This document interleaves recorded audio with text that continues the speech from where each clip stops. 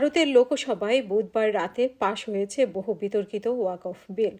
লোকসভায় বিলটি 288 থেকে 232 ভোটে পাশ হয়। নিম্নকক্ষে পাশ হওয়া বিলটি এখন রাজ্যসভায় যাবে। সেখানে পাশ হয়ে যাবে ভারতের রাষ্ট্রপতি দ্রৌপদী মুর্মুর কাছে।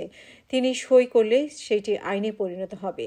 বিজেপির নেতৃত্বাধীন ভারতের কেন্দ্রীয় সরকার বলছে, বিলটি আইনে পরিণত হলে তা ওয়াকফ সম্পত্তির ব্যবস্থাপনায় স্বচ্ছতা আনবে।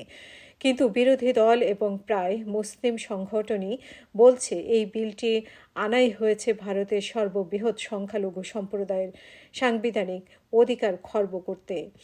রোববার এ বিষয়ে ফেসবুকে একটি পোস্ট দিয়েছেন অন্তর্বর্তীকালীন সরকারের আইন উপদেষ্টা ডক্টর আসিফ নজরুল। তিনি বলেছেন, ভারতে মোদী সরকার মুসলিম বিরোধী আর একটি পদক্ষেপ নিয়েছে।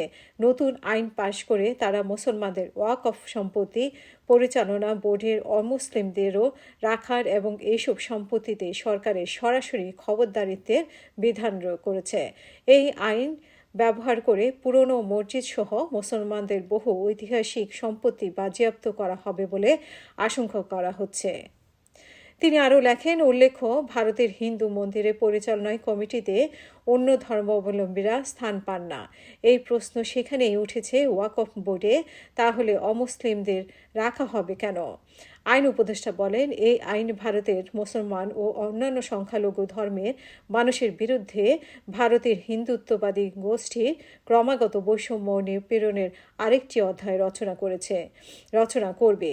এর বিষয় হচ্ছে, এরাই আবার বাংলাদেশের সংখ্যালঘু নিপীড়নের ভুয়া অভিযোগ তুলে যাচ্ছে অব্যাহতভাবে।